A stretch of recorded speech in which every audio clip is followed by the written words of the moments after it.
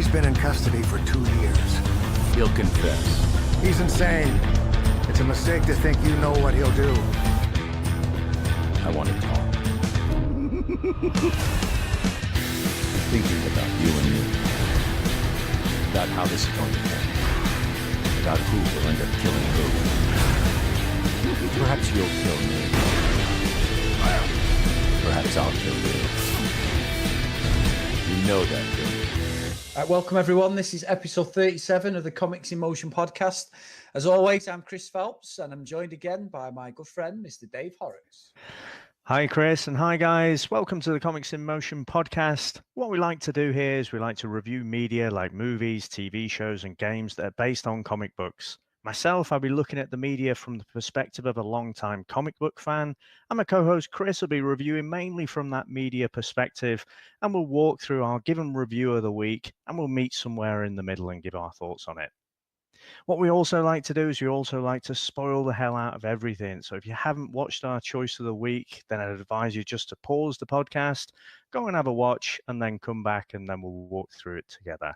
So, Chris, news of the week. Did you see the Captain Marvel trailer? Brilliant. Yeah, really enjoyed it, Dave.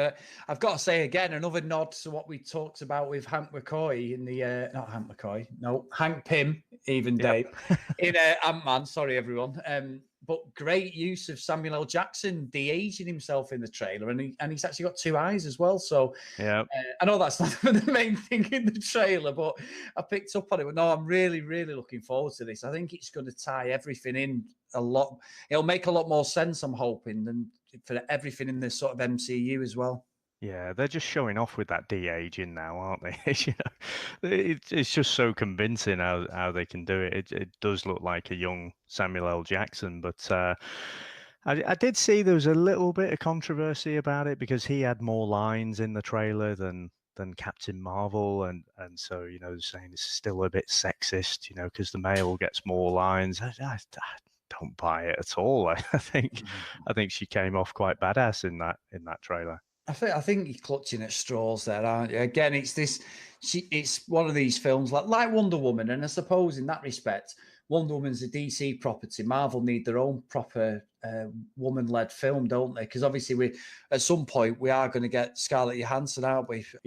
So Black Widow. Black Widow, that's it. They've talked about that for a long time, haven't they? I question whether they're really ever going to do that, because I think it's gone on so long now as being rumor, and then they were talking about, well, would she maybe pair up with Hawkeye and do like a Black Widow and Hawkeye type of movie? I'm not sure she'd be the one to have her own movie as well, but I'm sure they're going to do more. And I tell you what I would love as an X-Men fan, quite honestly, would be to see the X-Men incorporated into the MCU, and then there are so many strong female characters in the X-Men. Maybe have them spinning off and doing their own movies. Well, it's funny you should say that, Dave, because I was reading something yesterday regarding X-Men. There've been a lot of questions about the MCU, with the merger with Fox and stuff, and they're saying that they are trying to bring it under the banner, and that guy's Kevin Feige, sorry, yeah. He's going to be the one who oversees the X-Men. So he's had questions about Deadpool and stuff, and he's like, look, I can't comment on this, but it wasn't what I was going to bring up. But I'm interested to see where they go, especially with the Wolverine, because to ever replace Hugh Jackman is going to be a bit of a poison chalice, I think. A bit like Ben Affleck with Christian Bale in my eyes. Anyway, he's a good Batman, but he's just not good enough for me. I think it's even worse, isn't it? Because we've seen multiple Batmans. We've seen Michael Keaton, George Clooney, Val Kilmer. We've seen good and bad Batmans. So Christian Bale, yeah, he's probably up there. But with Wolverine, we've only seen one, and he's absolutely killed it. So he is Wolverine, isn't he, Hugh Jackman? Yeah. And so to replace him, I can't think of a tougher role to replace, quite honestly. No, exactly. And I think even Professor X, Patrick Stewart played it so well. I mean, whoever plays him now, we know we've got James McAvoy and doing another. It's probably the last X-Men on the Fox side, isn't it? As such, it will sort of be a bit of a hybrid across the MCU. But it's going to be very difficult to replace an older Professor X, I think, as well. So because we've known him for the last 12 years or so. Well, no, last 18 years. Sorry, Dave, as them characters of 2000. So Yeah, that's right. really interesting. Really interesting. Yep. And I tell you what, the X-Men franchise is it under Fox, it's been a little bit hit and miss. But I think replacing those characters generally should be okay. Even Wolverine, I guess we all accept that it has to be someone new. There's going to be comparisons, no doubt. But the one question I have is, can you really replace Ryan Reynolds as Deadpool? Yeah, you just can't. You can't, Dave. I don't think you can. I agree with you, actually. That's a great point. I think that's going to be an even harder proposition than Hugh Jackman. I really do. I really do. I think that's a great point, actually, Dave, because he was the one who, as we said in our reviews, he championed that character. He made that character into something within the sort of film universe because he was addicted by the cartoons, wasn't he, when he got into them? So, yeah, that's a really good point, actually.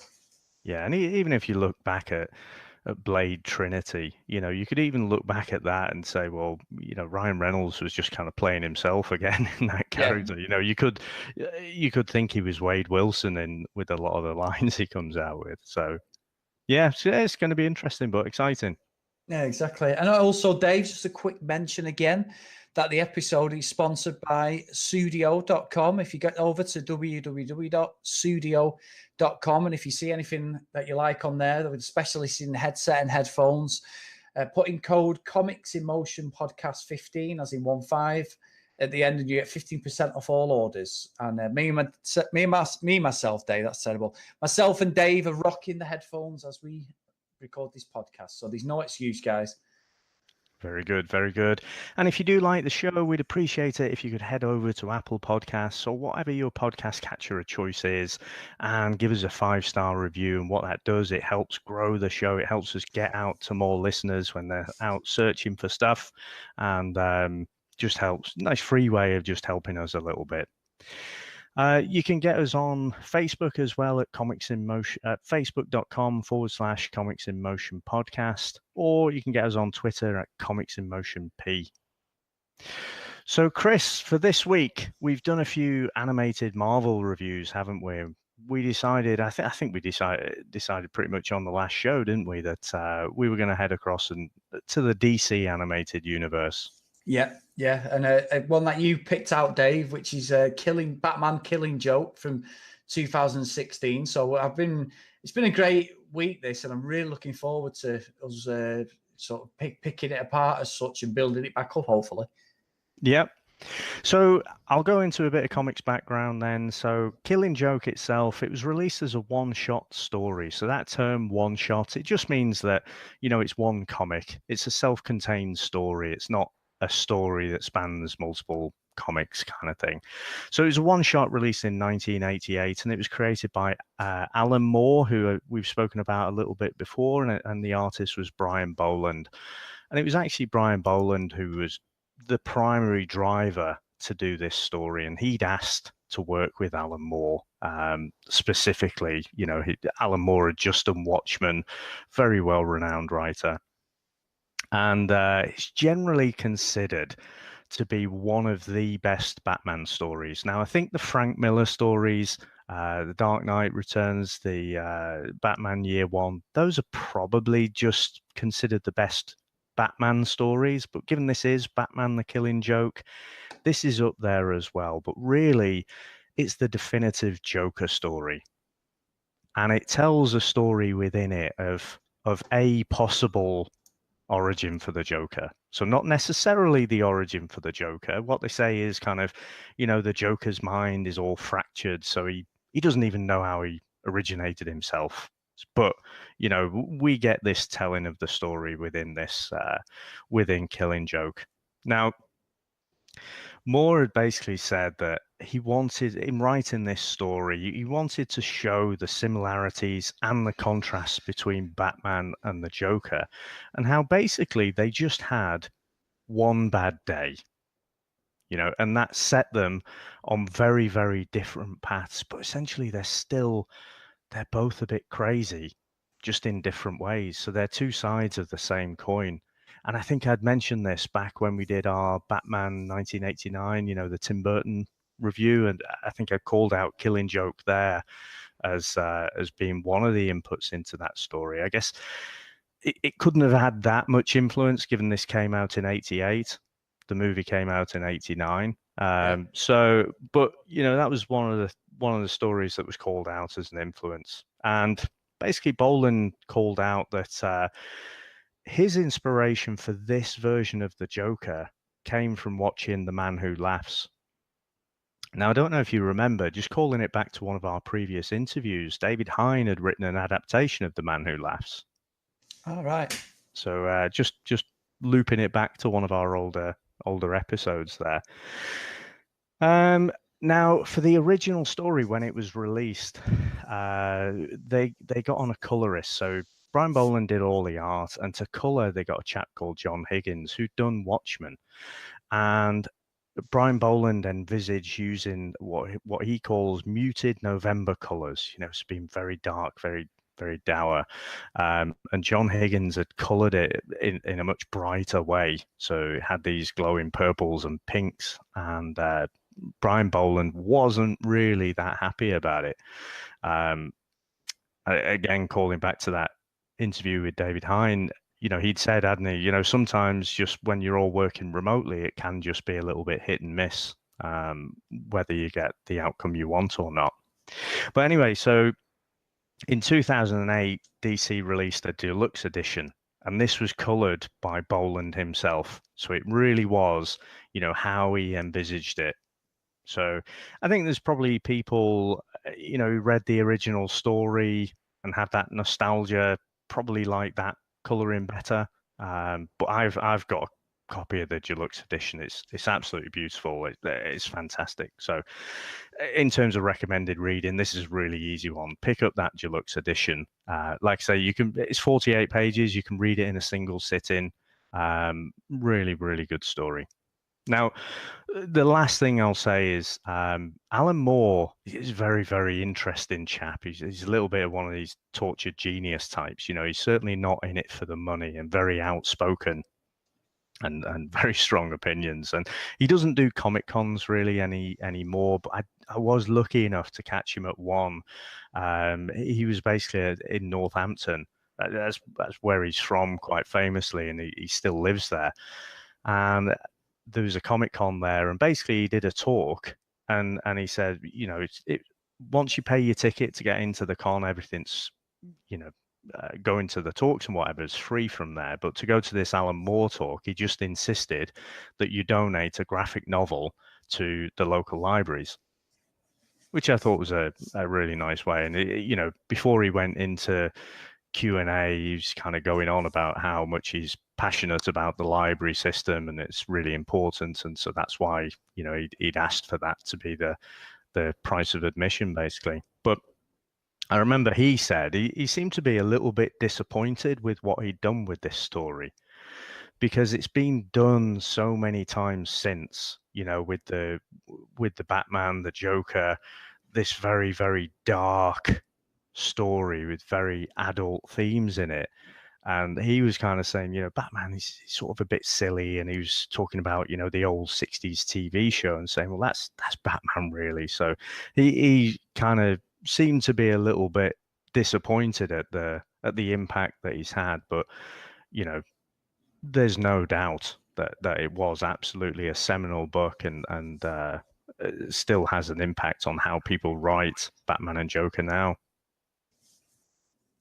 So I guess the last thing is I'll just say that Heath Ledger had said that he used Killing Joke as one of his reference materials for his portrayal of the Joker in The Dark Knight. Oh, good stuff. Good stuff. So, Chris, do you want to give us a bit of movie background? Yeah, the film came out in 2016, directed by Sam Liu, and it was written by Brian Azzarello. And what was quite important in this one is that Kevin Conroy come back as Batman. Now, for any of the animated fans out there, he was Batman and always will be Batman across all DC's properties. He's done a lot of voice acting and a lot of TV work, but that is his main break. And obviously, to go with Kevin Conroy, anyone who's into these cartoons, and like myself, to be fair, Dave, from the 90s, I've watched a lot of these, is good old Luke Skywalker, Mark Hamill. He is always known as the Joker to any of the main fans out there. Anyone who's into the animated DC properties, he's the man. You know, anyone else, he's a sort of imposter who's played the Joker since or before. One of the things quite interesting is development of it had started around 2009, but due to, and as you mentioned, Alan Moore, which is quite interesting, Alan Moore's film or the adaptation of Watchmen, because it was such an underperforming DC property, it stalled everything. And then they just put it on the back burner for a couple of years. But then around about 2011, Mark Hamill did an interview where he said he's dying to reprise his role of the Joker because it'd been a few years since he played that character. And then a campaign sort of started online for a good couple of years saying, look, you know, we need to get this in, people dogging and getting into sort of DC and Warner's ribs about trying to bring it back into some sort of animated movie or property. And then in 2015, producer Bruce Timm confirmed that they were working on it and it was going to be coming out. Now, it's the first Batman film and Warner Brothers animated film to be rated R in America, which is quite interesting. It premiered at the San Diego Comic-Con on the 22nd of July, 2016. Now, it was supposed to be a straight-to-video, DVD, whatever, home video property. But due to its popularity and the way it took off at the Comic-Con, they then decided to sort of do it as a one-night only simultaneous launch across theatres and digitally as well online, which resulted in some big sales. I mean, it grossed 4.4 million worldwide. Now, obviously, in the context of the films that we review, that's nothing, but going against how these come together and the sort of the life of this actual film has quite a good return for them. So it was quite an interesting thing as well. And the only thing with it, Dave, which is quite interesting, which I wanted to get into, is the response to it. Now, Mark Hamill and Conroy are absolutely praised across everything for their portrayals. They just get the characters. One works into another. Like I said last week, joking about me and you, the yin and the yang. I think these two just must play off each other so well. I'd love to see a behind-the-scenes portrayal. Are they in the same room when they're playing these characters? You know, because the way they bat themselves off against each other, the interaction and banter as such is really good and really, so that's really well received. But due to the actual relationship between Batman and Batgirl, a lot of people were not happy with that portrayal of her character and the way it came across due to the source material. And obviously, I have no allegiance or sort of background knowledge to the source material. Obviously, you've read it, you know the situation. But a lot of people found it very uneasy, some of the things that were portrayed regarding Batgirl and the Joker. Now, I'll get onto that in a second, but one of the main things is like Rotten Tomatoes have only got it at 43%. That's based on 35 reviews. The average user rate is 5.7. IMDb is the same. It's only at half. It's at like 5.3 out of 10. So that's quite interesting for what this is. But one of the main things that people got into, and it's something that came about in a lot of the reviews which I read, was what they did with Barbara Gordon. And there's a lot of things implying. I know this is quite a strong thing to say, Dave, but I thought I had to mention it. There's a lot of things saying that the Joker had sort of tortured her and almost suffered rape at the hands of the Joker. And there's a scene in it when Batman's looking for the Joker and he goes to see some call girls and he's sort of like, well, you know, where is he? And they're like, oh, he doesn't need this. He doesn't need us now. We think so. Yeah, due to this, that's up really badly, which he quite rightly should do. One with the film critics, one with the audience, and also the fact that they just totally sort of taken the characters down an alleyway. They didn't need to. Yes, it was an R-rated film, but it was something that a lot of people criticised. The performances weren't criticised, but the actual story arc and what they did with the characters was not something that sat very well. And it was also mentioned, Bruce Timm, who's obviously the producer, and he actually said, there's no reason for people to think that. It was just a bit of the dialogue, but I just don't think it was done. I don't think personally it was done in the right way. So yeah, that's one of the reasons I think it sits sort of in between, Dave. I think if you're a purist, you loved it. If you were someone picking it up and watching it, it was quite an uneasy watching certain bits, which I suppose in some respects, that's quite a good way of portraying it in an animated film. Not the actual upheaval and uproar of what it's about, but the actual fact that it can relate to the screen like that. I find that quite interesting. So I guess I'll keep my powder dry mostly. So we'll go into what I think people had a problem with and what I found a bit uneasy. What I'll say is it's almost a bit like, we talked about From Dusk Till Dawn. I can't remember which review it was now, but we talked about From Dusk Till Dawn a while ago. And basically, Tarantino did the first half of that movie, and Robert Rodriguez did the second half. And they do feel like two different movies.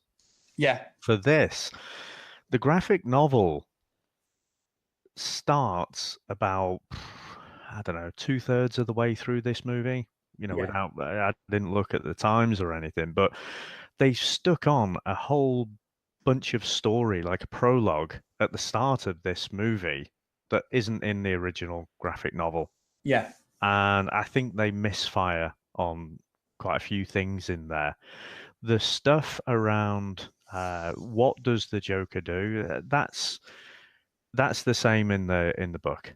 So, and you're not actually sure what's happened. It's all just, you see suggestive bits of pictures and stuff like that. So you don't actually know what's happened, but that is the same across the book and the movies. But I think that there are a few other things that I think people had a problem with.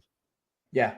No, that's good. And I think these things, the controversy of these things sometimes is the best PR as well, Dave, because it made a lot of people watch it because it was something out of the ordinary. It wasn't the Adam West version of Batman or Batgirl or whatever, it wasn't that, or even the George Clooney era of Alicia Silverstone and that. So it's quite an interesting take, and a more dark, real take on what the characters are actually about, really.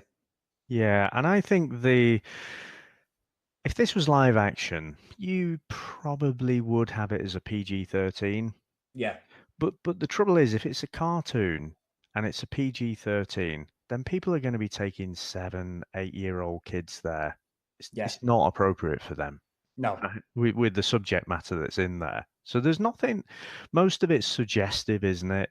So there's nothing specifically on the screen that's R-rated, but I think it is an R rating, if you know what I mean. Just because of that, because it's a cartoon and the material that's in it, I think that was the right call. Yeah, good stuff. All right, well, I think the best thing we can do, Dave, is get into the review. Let's go for it.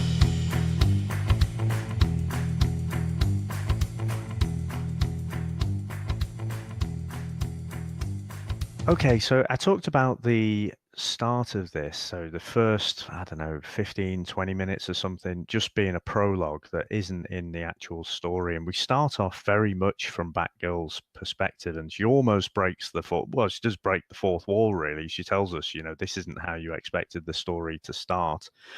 And I guess very, very quickly, we talked about what problems did people have with it. So she's out on patrol and she's trying to stop one of these criminals with the help of Batman. But very early on in this story, she comes across like someone with just a schoolgirl crush on Batman. Yeah.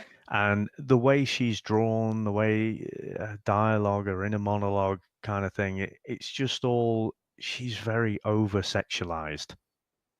Now, Barbara Gordon is quite a strong character, in her citizen persona. She's a librarian, she's in it for the right reasons, to fight crime and whatever. Whereas I think, here she's almost just, she's trying to get Batman's attention. So you almost think, well, is that why you're Batgirl then? Yeah. You're pining after Batman, so you figure you'll don the Batgirl outfit and fight crime, and maybe he'll notice you. I think that was very inconsistent with the character. And again, if you don't know that, fair enough. Yeah, I mean, what was your perspective? If you don't know what her personality is, I don't suppose at all. Yeah, I mean, obviously we start like, she's chasing these. We get Batman, don't we? He's with Commissioner Gordon. He gets this file and that, and then we're introduced to her straight away. Like you say, it's the prologue. What I find quite interesting, Dave, is she's battling these two guys who are in a truck, and we then get introduced to this fire and Batman. But what I'm with you. What I find quite interesting is these little flash scenes where it pans to as the librarian, and she's like having a bit of a Dear John moment with this guy, isn't she? Telling him her sort of experiences with this guy who she loves and wants his attention. And I because I haven't read the obviously graphic novel and stuff, I have nothing to bear that back on. But for me, it feels a bit out of place for Batgirl. I'm not sure whether it's a story that needs telling, if that is the case. And also, it's a hell of a thing to become a crime fighter just to get Batman's attentions.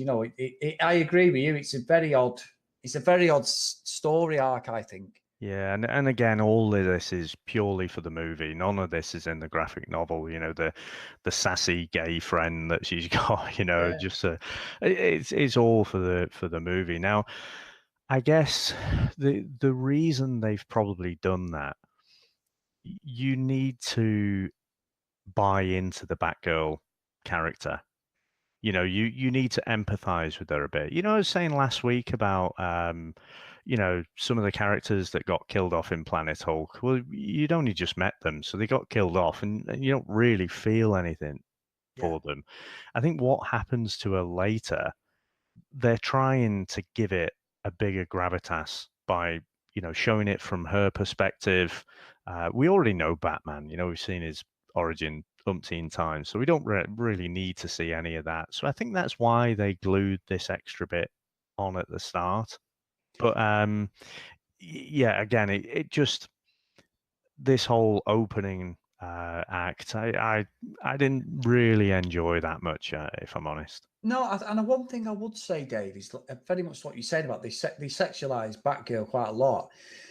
I don't know about you, but I felt a bit uneasy. This character Franz, who's her sort of main, Paris Franz is called, he's like the robber, the lead. And I must admit, I was sort of thinking, is this the Joker at this point? Do you know what I mean? Like, is this going to become the Joker because he was smarmy, he had a few wisecracks, didn't he? He was very confident. He didn't seem to be bothered about her or Batman, did he? He could fight himself. All right, he wasn't a complete match for him, which obviously the Joker never is physically, but it's the devious arc in his character. So I don't know who this guy is from anyone.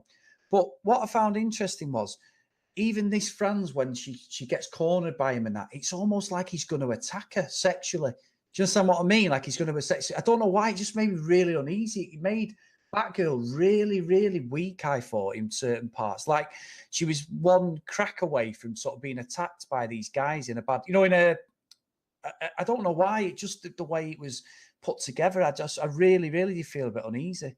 Well, I think it's all the suggestive dialogue. Yeah. So, again, it's, they've over-sexualized there, and, it seems like almost this Paris Franz guy, he's a robber, but, he's got a one-track mind pretty much, isn't he? He's always throwing a few comments in there. So, again, it was just, it played up the fact that she was a woman, and you're right. It just misfired for me.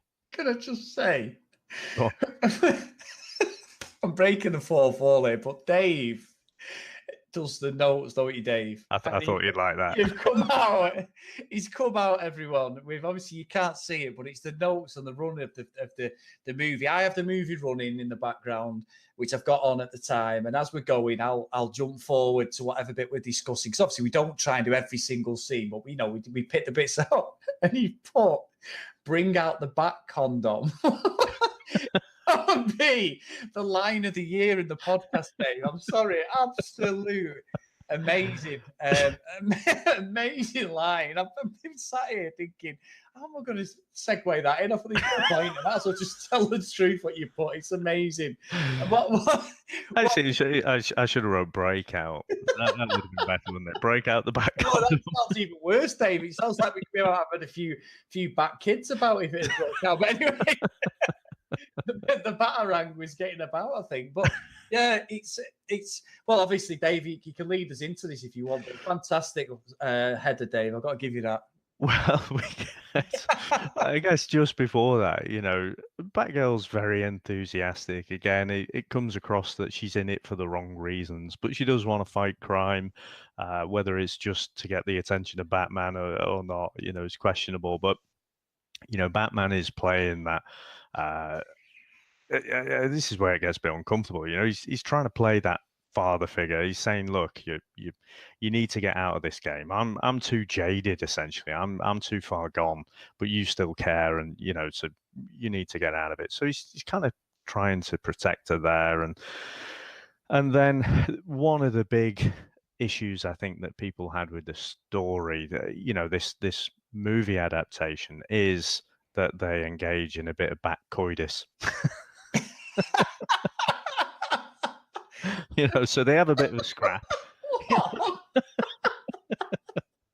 We've got the header of the year, the comment of the year. Oh my gosh! Well, so yeah, it's one of those old, it's like one of those old, I don't know, 50s movies or something, isn't it? Where the man and the woman are fighting a bit, and then they just start kissing, and then whatever. Yeah, but which I've never come across that in real life, Dave. But anyway, no, well, it sets a dangerous precedent, actually, doesn't it? But so anyway, that's a big problem. Now, why have they done that? They've done that again to give you a greater gravitas with what happens later in the movie, but it's just not necessary and misfired for me. It's unnecessary. It's also a bit uncomfortable as well because if you think Batman and Jim Gordon are tight, aren't they? Yeah. And in the comics, I think Batgirl and him might be a lot tighter. Sorry. Well, what I was going to say is, in the comics, Barbara. If he prefers Jim Gordon, Dave, we might as well cancel this now because that's in the comics. Barbara prefers Dick Grayson. I love the pause.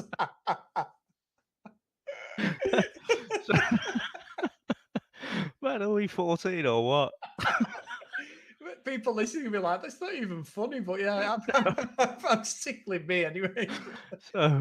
So yeah, there's more of a relationship there. I'll call him Batwing. That's probably Batwing, Nightwing, or early Robin. So then you have, and also let me be abstract. So Wolverine has a relationship, almost like a big brother type relationship with the likes of Jubilee, with the likes of Kitty Pryde, and I think that's the relationship that they should have played off here. Now they've stepped over the line there.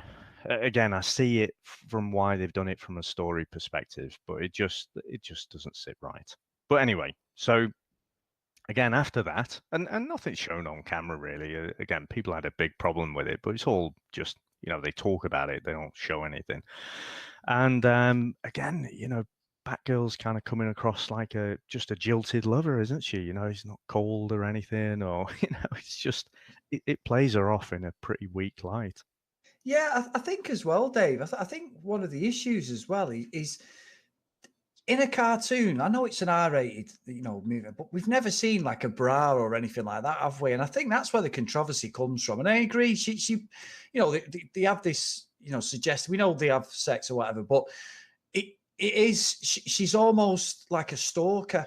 It's the way it's played, isn't it? Batman's just basically fobbing her off and realizes the error of what's happened, but he is just basically saying like, it's wrong. We're supposed to be fighting for the good, and all this. So I think it was supposed to be telling a story of, if you're supposed to be a superhero, you're supposed to be holier than thou. Everyone gets needs, don't they? I suppose, but I don't know. I don't know about that. It's. I must admit, Dave, I shouldn't be saying this, but I kept thinking, well, how did they get the suits off so quickly? You know what I mean? Well, if you watch Watchmen, I guess you can abstract that. But yeah. You got to be in it for the right reasons, haven't you? Yeah, and I think as well, like it's supposed to be. She's trying to prove herself, and obviously this Franz is setting her up. In here, Batman's told her, "Look, you cannot go near this guy. He says to her, doesn't he, you're too emotionally involved." And she seems to get off on the fact that he likes her, doesn't he? And he has an interest in her, which I find a bit bizarre. you know, obviously that's what leads into them sort of having a bit of action, but it's also a bit of it's supposed to be showing like a character fault into it in herself. Like she's craving the attention, I think, whether it's good or bad, she likes the attention, which I don't think that's very, I find that very, very sexist, if I'm being honest, Dave. It's quite she just comes across like a narcissist, doesn't she? She gets, you know, she gets her kicks from compliments from other people. And it's just, it's just wrong. Yeah, really, really, really bizarre. And obviously she gives that Paris, France an absolute pasting then, doesn't she? You know, she finds him in like that warehouse and literally she literally kills him, doesn't she, within an inch of his life. It's absolutely, I mean, I think I must admit, Dave, you know, I like the Hulk v Wolverine. As I said, I give it it wasn't an Asgard, was it? It was Atlantis. I give it, and I really enjoyed it. But I think the tone of this is a bit more, I know it's a bit more real, the people dressed up as characters, but I think because Batgirl and Batman actually don't have any superpowers, I like the tone of the R-rated stuff, the blood and the gore, and I think that they hit that step correctly in this. I think it's more believable, if that makes sense. Yeah, quite grounded, isn't it? Yeah. And I'm buying into it quite a lot. You know, we've just watched Planet Hulk last week, and I know it's set in a different world. It's a totally different story, different everything. The arc of it's completely different. But I think I'm buying into this a bit more than what I watched last week in some respects, especially the action stuff. I really enjoyed the action stuff in this, I must admit. Yeah, but basically because, like you say, she'd beaten him to within an inch of his life, and she kind of realizes that what Batman was saying was right, and so, you know, she does say, well, she is going to give up crime fighting.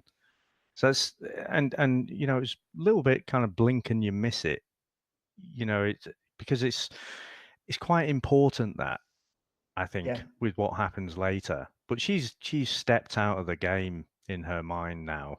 You know, she's not going to put herself on the front line. She's just going to be that librarian and have that civilian lifestyle. Yeah, and I can understand that. I can understand what it's getting at. I just think, I mean, I've got it running now, Dave, and we're half an hour into it. This is the whole prologue, and I think, like you said, is it necessary? The source material dictates that it probably isn't, and that's just going off what you've said and described to me. You know, and I trust your judgment on this. You've actually got the deluxe edition. You've read the Killing Joke novel and stuff, and I agree with you. This feels like two different animated novels that should have just been made separately. A bit like Hulk v4, Hulk v Wolverine. I know they're different lead characters with the Hulk, but in some respects, it's not necessarily it's like they just put it all together. It doesn't add really to the story. It's just a Batgirl origin story they could have done separately, I think. Yeah, I agree. Because I think now we get into really where the graphic novel kicks in, where the graphic novel starts. So Batman's investigating a murder, and he concludes that, you know, the Joker might be behind it, so he needs to go and visit the Joker in Arkham. That's where the graphic novel starts. Yeah. And so he goes through to him, and you know, we get some dialogue. But again, you know, I talked about Game of Thrones last week. Some of the scenes go on for, like, you know, 10 minutes, and there's a lot of gaps between what they're saying, isn't there? Yeah. To build that tension. Whereas it, you know, and again, when you're reading it on the comic, you kind of, when you're reading it on the page, you're adding that in. Whereas when it's the voice actors, when it's the editors, it all seemed a little bit too quick. You know, this bit, it's like they've stuck on this whole prologue at the start, and then they've got to what I think is the real meat of the story, and they could have built the tension a lot more in that prison scene, but it just seemed to go along quite quickly. But essentially, we get to see that, you know, he thinks he's talking to the Joker who's behind bars, but then he goes to grab him, and you know, the white comes off. So he knows it's an imposter, and so Joker's actually escaped there. Yeah, and I think I could be wrong, but I know it's a reverse type thing. It's a bit like the Jack Nicholson one, wasn't it? He's got the flesh color on his face after he has the acid bath, and his face is white. It was, I don't know if that was a bit of a nod towards that, or I'm not sure, but that's what I took out of that scene. If anything, it would have been the other way. So it would have been the movie, because the novel was first. The novel came out, and he finds him exactly the same way. You know, he grabs his hand, and a bit of the white, a bit of the white paint comes off. I was going to say now, Dave. Now, Dave. We've already turned a line here. We've not swore or anything like that in the whole episode. Yes, the white makeup comes off all over his hand. Yes. We're definitely a pair of 14-year-old kids, aren't we? So anyway, so yeah, Batman's not happy to make it an understatement. But then we cut to basically the Joker open it. Well, we got Barbara Gordon and Jim Gordon at home, and she answers the door, and it's the Joker there, and he shoots her right through the stomach. And again, I'm trying to think, did I know this the first time? Because it's not immediately obvious, but the bullet's gone right through her spine, so she's completely paralyzed. And you know, Joker and his goons go in there, and you know, they rough up Jim Gordon a bit, and that's where, you know, Joker's got his camera out, and you just see him unbuttoning her shirt, you know, in a fairly sinister, ominous way.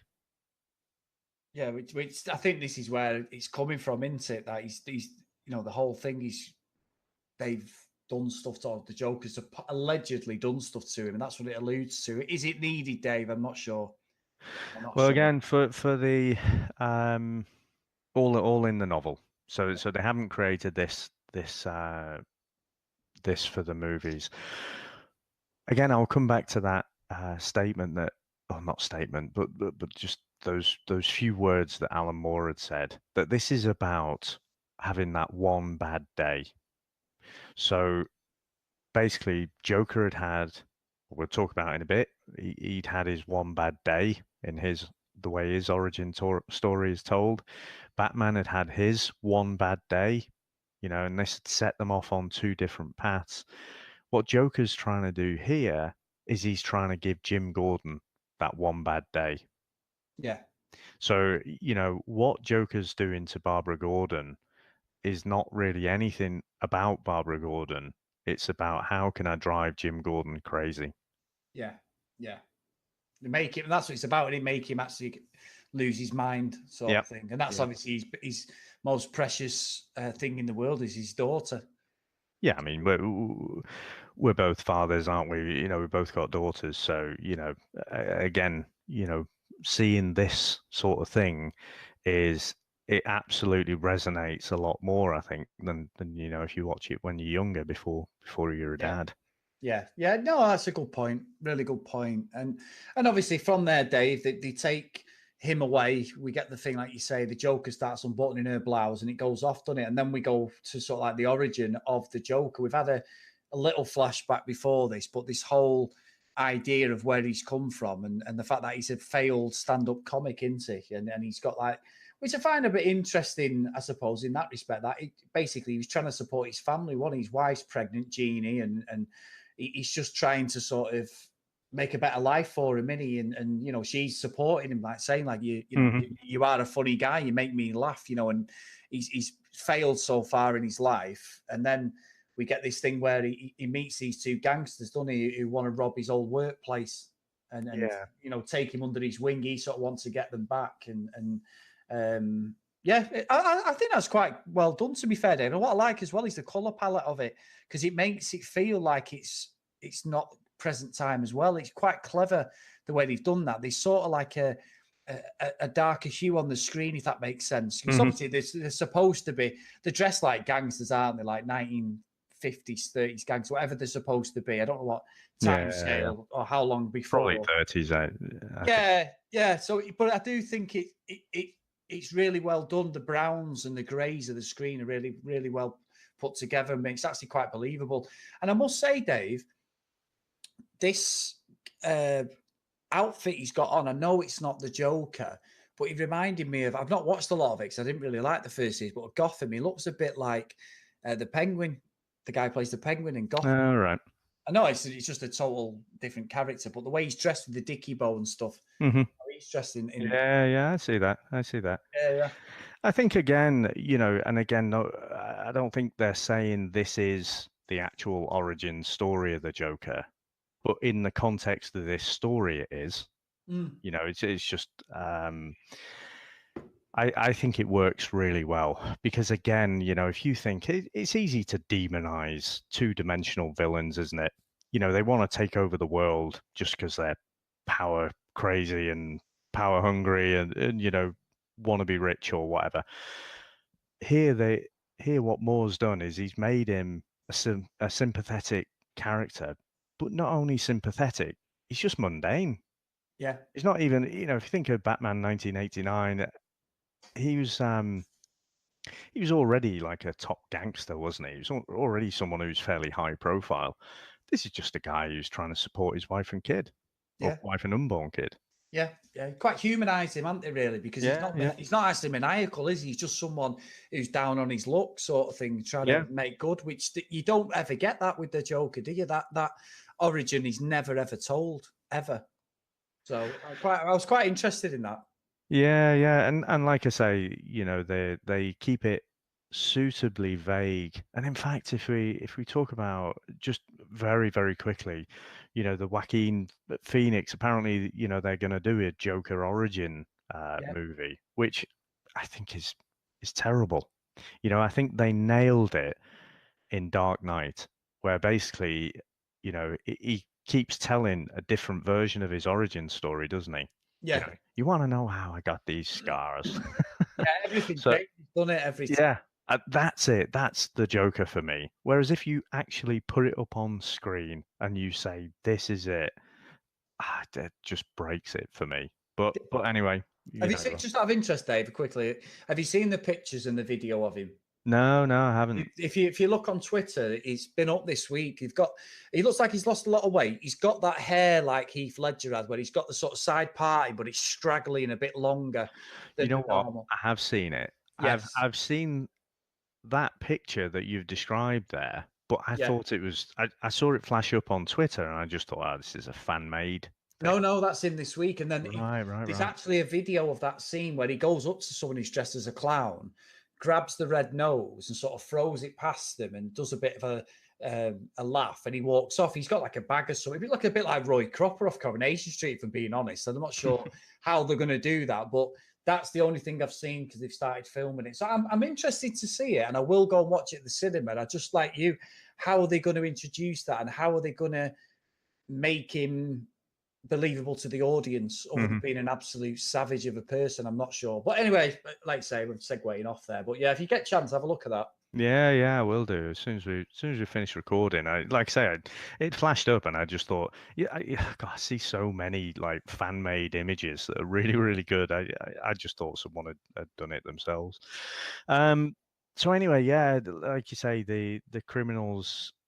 He's set up with these criminals. He's just trying to support his family, and basically they tell him, oh, there's been an accident, and his wife and kid are basically dead in this accident. Now, they weren't stand-up blokes, these guys, were they? No. And again, it was kind of, I wasn't sure whether it was implied, but it was certainly in my mind. Did they do that on purpose? To tip him over the edge. Well, they were obviously setting him up, so this Red Hood persona was obviously known to the police. It wasn't this guy, but they were trying to set him up so that the police could take him in and arrest him and whatever. And I guess, if he's got less ties on the outside, I don't know, maybe he'll just sit his time out in prison. I don't know. I just thought it all happened off camera, didn't it? Where his wife died. And I just thought, oh, I wonder if it was those gangsters.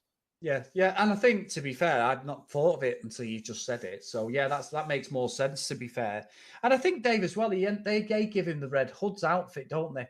Yeah. Asking Kate, which does create a bit of a claustrophobic feel because they go to his old workplace, don't they? Mm-hmm. And then they get basically sussed out by the security, don't they, and stuff, who open fire. One of the gangsters gets shot, and then you can see that the Joker is absolutely petrified. He's the last man standing. They chase him, and we get again, like you said, you are right. I'm wrong with that. But the original Batman from '89, where the Joker's sort of jumping in the acid comes from, because it's very similar, isn't it? He ends up falling into a vat with this mask on, ends up going through the tubes outside the actual compound, and he's in like this sort of waste area, and then his face is all white, and we turn around and we get that brilliant visual of his eyes with the blood dripping down his eyes, that maniacal white face and stuff. Everything about it is really, really strong, and just how it should be for the Joker, I think, David. I really like that bit in the whole thing, and I think that's obviously that's the end of the origin of the Joker, and then we sort of,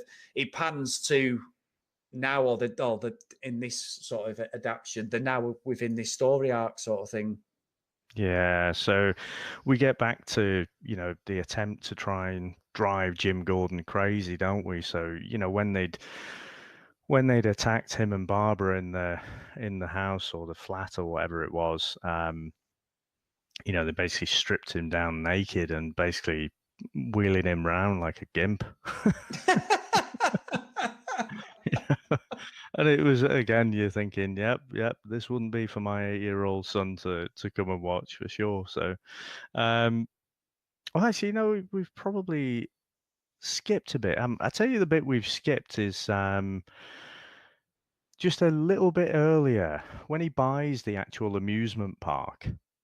I thought that was quite interesting. Again, that was from the book, but I thought Hamill's, when we talk about who's the best Joker, I do often, for me, it's Heath Ledger in the movies. But if I'm to bring Mark Hamill into that as well and consider the animated stuff, it'd be a close one. I'd really have to think hard about that. He just is brilliant at that stuff. But the calmness that he was kind of going round and buying this stuff, and but just that actual that psychopathic calmness that he has to kill off the guy who's trying to sell him the amusement park. Again, I thought that was pretty chill in that bit. Yeah, it was actually. And again, I agree. The nod to Mark Hamill, fantastic. Really, really well done. And he's bread and butter, Dave. I mean, 2016, he's been playing this part for nearly 16 years. It's like 1990, 91, he started playing Batman. So Batman Joker. So it's just in his DNA, isn't it? We all know him as the lovable sort of U-rated Luke Skywalker. He's not. He's this total opposite end character, and he's just a good actor, really good actor. So you say U level? What was it? What was it?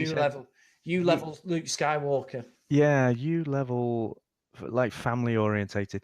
I think whiny.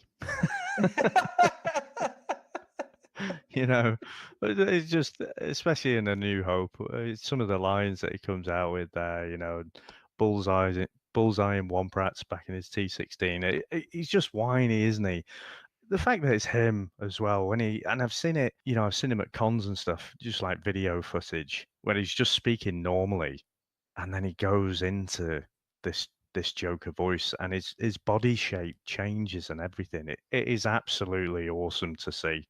And hats off to him. Like you say, it is amazing that he carries off those two personas that are just opposite ends of the spectrum, aren't they?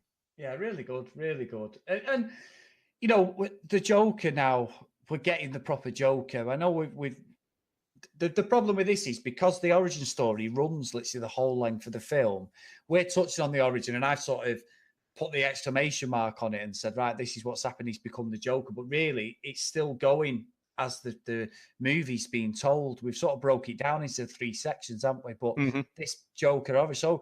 So, Batman then comes to try and get Commissioner Gordon, doesn't he? And it's all about him trying to make him mad, isn't he? And the Joker's trying to play with his mind. And I like all this, Dave. I think the colour and the art style is really good. And I love Batman's outfit. It's a proper nod to the 60s. Yeah, it's the old school one, isn't it? So none of this Michael Keaton pure black stuff, and certainly no bat nipples. Was it Clooney with the bat nipples? But this is where Joker's trying to, take him round the amusement park and basically break Jim Gordon's mind. Again, I think, in terms of the timing, what they could have done with the story, I think they could have played this bit up a lot more. But this is where we get the pictures, isn't it? You can see Barbara's obviously naked. You can't see anything. It's all very suggestive, and that's, probably intentionally ambiguous. What has the Joker actually done? But he's slowly trying to break him down. I think they could have stretched that bit out longer. And what I thought of was the old Charlie and the Chocolate Factory movie. Speaking of U-rated stuff, but that scene with Gene, what was his name? Gene Wilder. Yeah. Gene Wilder. Yeah. How could I forget that? Going through the tunnel. Yeah. Do you remember that bit? Yeah. It's just for me, something like that would have fit perfectly here. Because for me, that bit out of Charlie and the Chocolate Factory was a lot more chilling than a lot of the stuff that the Joker was trying on there. Yeah, it was very, considering it was R-rated, I thought that this end bit was very Saturday morning comics. It wasn't really believable. I mean, apart from dragging him round by a dog collar naked. Well, apart from that, I don't remember that from Spider-Man. No, but I mean the way the Batman's attacked. He's attacked by a two-headed woman. He's attacked by the generic guy who does the old hammer thing at the fair. Yeah, all the circus folk. Yeah, the big woman as well. She has a go at him and all that stuff. And I think what they should have done was they should have weakened Batman and made him go, like you just said, make him absolutely weak, where he's either delusional or he's basically within an inch of his life going to die.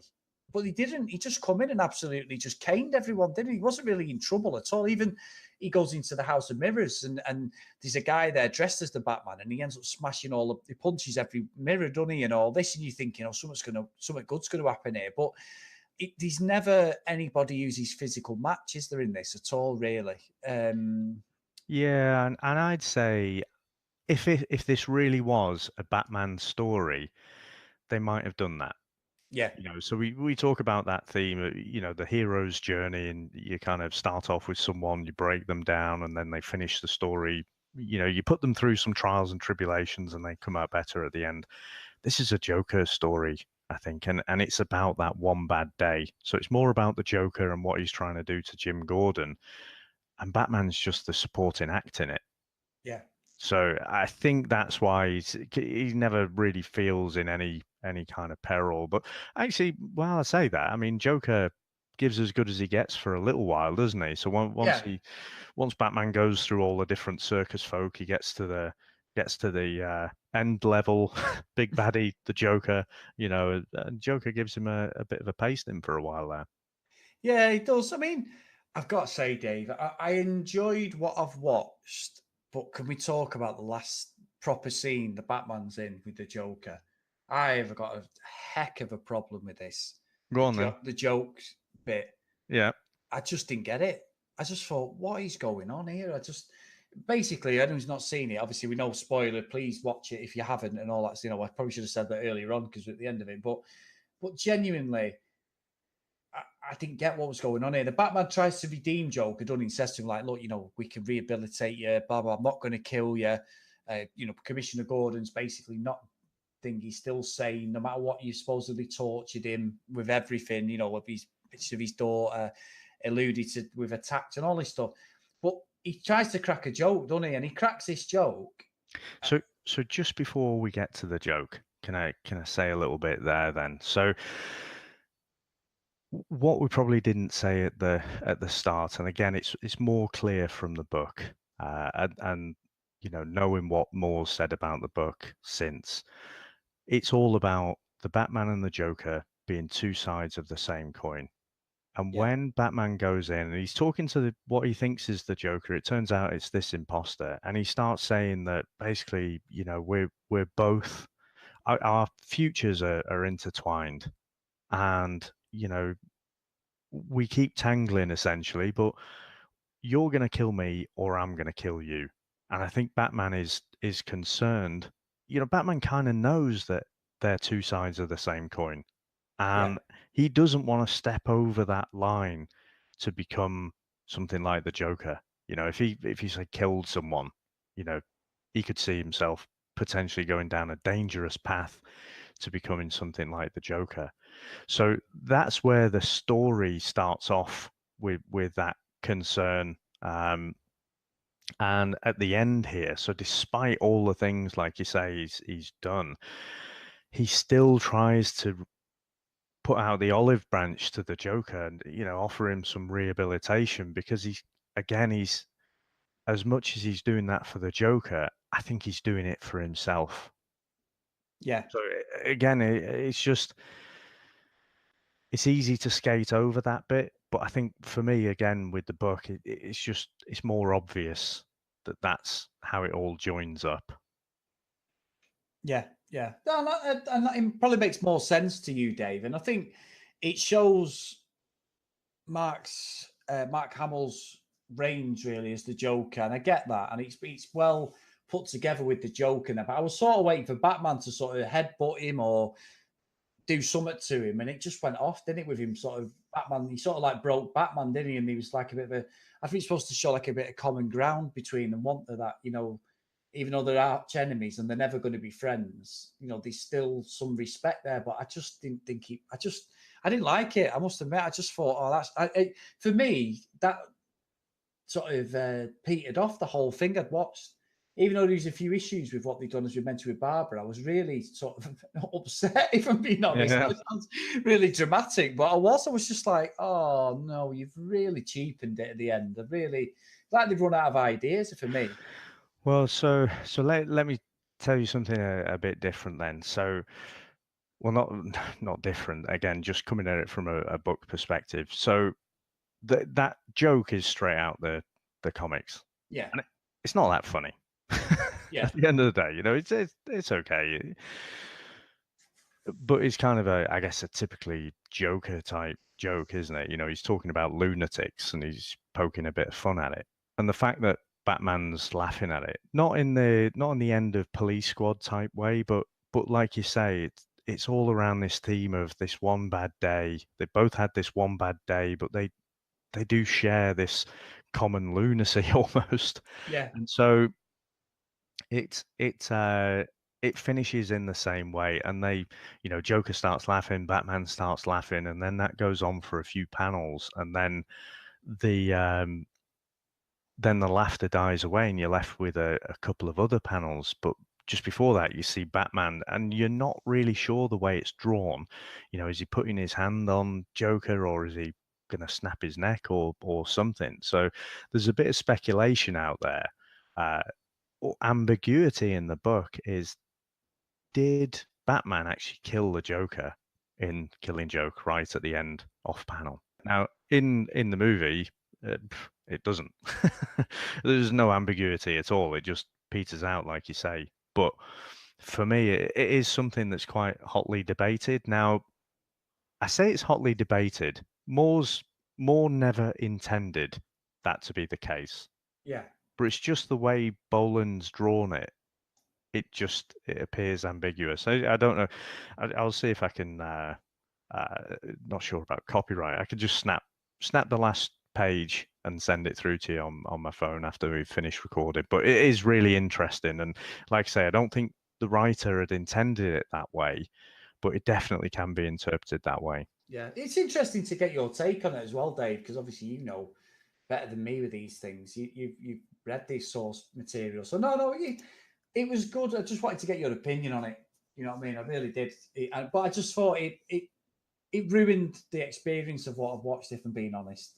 Obviously, we'll get to that in the review in a sec, but yeah, and obviously the end credits roll, and then we get a end credit scene, Dave, which is quite interesting for an animated one, and we get Barbara back at her apartment now in a wheelchair.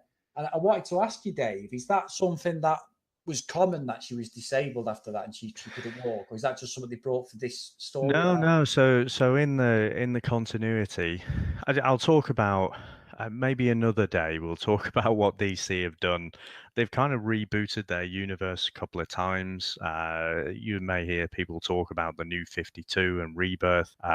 We'll maybe touch on those specific events on another day, but that original continuity, that was it. She was paralyzed from there. And so Right. she was no longer Batgirl. A bit like Robin, you get other people running around as Batgirl, but Barbara Gordon, no, that was it. She was in a wheelchair, but she actually becomes this persona called known as the Oracle, and she's Right. basically like an information. She becomes an information broker essentially, and so yeah, that's all in continuity, and so again, if you don't know that, I'm not even sure what the point is of putting it at the end of the movie there because it doesn't really Doesn't- tell you a lot, does it? No. But yeah, that's all straight from the books. Oh, that's interesting. No, cheers, David. It's just interesting to see it and the way it was portrayed there again. And like I said to you, and I said it in some of the previous podcasts, it's opened my eyes to realizing that there's more than one person plays some of these characters. The bread and butter, Bruce Wayne, Clark Kent, stay as they are, but these sort of sub characters, they all change, don't they? Sort of thing. I know certain people, like we said before, the Black Panther and stuff like that, and even the Daredevil, they're all changed somehow, or even if it's just for a couple of episodes within the comics and that. So it's educating me when we're watching these things as well. So quite Yeah. interesting. And I Quite think you see that more, and this is why DC have had to try and reboot a couple of times to simplify things. So if you think about it, you mentioned Black Panther there. So Marvel's only really been going since the 60s. So, some of the characters existed before that, but real continuity. So they've only had to deal with it time since then. DC, with Batman, Superman, and Wonder Woman have been dealing with it since the late 30s. yeah. So they've had a lot more stories. And again, these early days of comics, it was never intended that it would bring together everything in this massive continuity. It was a disposable medium, wasn't it? They just Yeah. wrote stories, and if they remembered to keep it consistent with previous stories, great. If they didn't, go figure. So I think because DC had been running for a bit longer, they have to evolve. They have to have different people playing these characters. You can't have Dick Grayson running around as Robin in little tights for 70 years. Fair enough. I have no more to say about that, Dave. I think we just let's go into the review scores. Let's do it.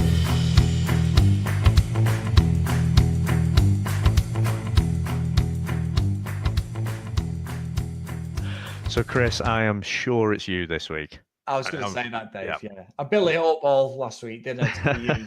Yeah. No, it's me. I've got to thank you for indulging my ego sort of thing with this DC stuff. I just thought it'd be nice because we did have a bit of back and forth this week. We've got some ideas for next week, haven't we, and stuff, and it was almost changed this week what we were going to do. But I also think it's a nice play off with the Marvel stuff that we've done recently. So no, interesting subject. Batman and Joker, great dynamic, great sort of enemies, and the way Mark Hamill plays the Joker is fantastic. Kevin Conroy, brilliant as Batman again, just how I remember it, watching it in the 90s. And I think even though this is from 2016, it's very much an old style story arc. They've tried to modernize it with some of the things. I don't necessarily think all of it worked. It felt like it could have been a 3-part episode. It was a bit like when we did Sin City, where you're flicking these origin stories going on, but you're flicking from character to scene. And I can keep up with it. You're not having to sort of go, what the heck's going on? But I also think maybe they could have done it in 3 sections. Like they could have just told the whole Barbara Gordon section. They could have told the Joker origins, or they could have done the Joker origins first and then the end bit where Batman's in the actual thing. They could have done it like that. That would have been more interesting, I think, for me personally. Mm-hmm. Violence, the fighting, the sort of characters on screen, the art style, fantastic, really good, great color palette, everything really believable. Everything I remember of Batman, even Batgirl, the Joker. Like I say, when the Joker turns in the acid bath, fantastic, really good thing, and obviously quite true And I even like the bit when she gets shot, Barbara, when he comes to the door and the fear on her face. I thought that was done quite well. But the sort of vulnerability and sexualization of her, totally uncomfortable with. Maybe whether it's because I was brought up on that sort of PG Adam West stuff, watching that over and over again. I'm not sure. I just didn't like it. I didn't think it was necessary, as we both said. I'm not trying to steal your thunder. And I've got to say, that end joke scene, I just wasn't on board with that at all. As a purist, like you say, it was in the comics. It was there. It's not that funny. I don't know whether it's to depict that he actually wasn't that funny. And that's the whole point of the Joker, because no one thinks he's funny. So he's got to be... It's like a dad joke. Yeah, like a dad joke. And that's the whole point of it. I didn't get it. I understand they pan away from him together when the Batman's got his hands on his shoulder and it goes dark, the puddle. But I'm not sure, like you said, whether he's supposed to have killed him, whether he's... I don't get it. So for me, that actually knocked it down, Dave. I was all on for a Halls of Justice, but I think he's got to go to Hell's Kitchen. Very good. So I was really looking forward to this, and I'd heard a little bit when it came out, but not really that much, you know. And again, because it's such a short story, I thought, well, this is going to be a fairly faithful adaptation, and I don't know how, but I'd obviously missed the fact that, you know, they stuck on this massive prologue at the start when I just heard this anecdotal stuff about it. So again, I was a bit surprised by where it started. Like I said, being familiar with the story, it took me out of it a little bit. That whole portrayal of Barbara Gordon was just a complete misfire. I think it was unnecessary. The relationship between Batman and Batgirl as well, just unnecessary and yeah, just wrong. Like I say, if I think of that, you know, Big Brother type relationship that I think should have been portrayed. So for those reasons, again, I think for the same as you, I was marking it down, but it did step up. So for me, when it got into the story that I recognized, then it was good. You know, the art was good, voice acting. There's no problem with it there. Again, I think could have done with a bit more Game of Thrones, you know, pregnant pauses, just to build that tension, I think. So, you know, if they'd have just had a few of those in and cut some of the prologue stuff out, you know, they could have still kept the same length of movie.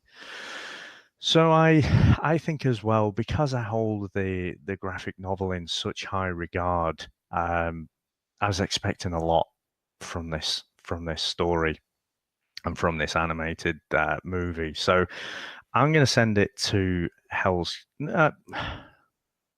I'm struggling actually. So it's in between kind of a Hell's Kitchen and a Hall of Justice, I think, because the source material is so good, and it didn't really, you know, the bits they did of it, they were faithful to. Yeah. You know, and it was done fairly well, but just let that bit, just expand a bit on that and not have the prologue stuff. But is it the worst kind of animated thing? Well, not really. So the reason I paused there, I think no, I'm going to stick with what I was originally going to say. So it's going to Hell's Kitchen for me as well. The reason I stopped to think then, I thought, well, actually, is this better than Planet Hulk? And I think if I just take the second 2/3, if you like. So if I ignore the prologue, yes, definitely better. With the prologue, yeah, it's probably somewhere around the same. Yeah. So I think that's why I was just tying myself up in knots there, thinking, is it Hell's Kitchen? Is it a Hall of Justice? No, definitely Hell's Kitchen. Good stuff, Dave. Very good stuff. No, interesting subject this year. Really enjoyed it. Now, obviously, we mentioned them before. Big thanks again and shout out to our sponsors, Sudio. So if you get over to www.sudio.com, if you want a headset, headphones, why wouldn't you? Let's be honest. If me and Dave are rocking them, why are you not rocking them? Get buying on there. Use code Comics in Motion Podcast 15. and get 15% off, guys. And I am definitely moving into adverts after this podcast, Dave. Definitely. Awesome. So, Chris, have you got any plugs for us? I have, Dave. Yes. We need to get, and we will get back on the road, the Chat Footy podcast. I think this weekend's looking likely. All the stars are aligning again. We get Ben and myself and yourself back on board for a chat about the footy results over the weekend. And obviously, we haven't done one since United have been winning, Dave. So I need to get you and Ben back, because being Liverpool supporters, I got plenty of stick for the first few games, and quite rightly. So if you get over to @ChatFooty on Twitter or on iTunes @ChatFooty podcast. Get on there, give us a follow. Myself and Dave are involved, and we're always knocking around on the social media stuff. What about yourself, Dave? Yep, I keep mentioning the Grassroots Coachcast, all about youth soccer or youth football coaching. At some point, we will come back from our summer holiday and actually release another episode. So we've had a few emails abusing us because we've taken an extended holiday there. But at some point, we will get back in the recording mode. Good stuff, Dave. Now, obviously, next week we'll be back with another review. We've already decided on what we're going to do, but we'll tell you more this week, I think, on social media. So, as always, I've been Chris Phelps, and Dave, it's only right that you should lead us out. You know, I don't know how I forget about this bit every time. Every time I forget about this bit. I've been giggling as soon as I say it. I know that. I know there's the panic on your face. Like, what the hell's he doing again? I get you every week with that. Okay, be safe out there, kids. And if you're going to engage in a bit of bat coitus, break out the Bat Condom. Bye. Tell me something, dear. Have you ever had a really bad day?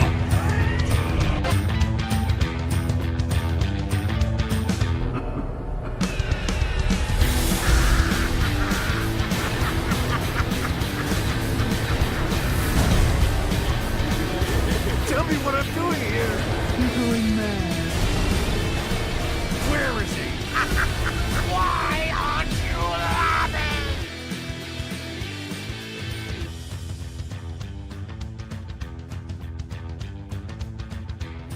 All it takes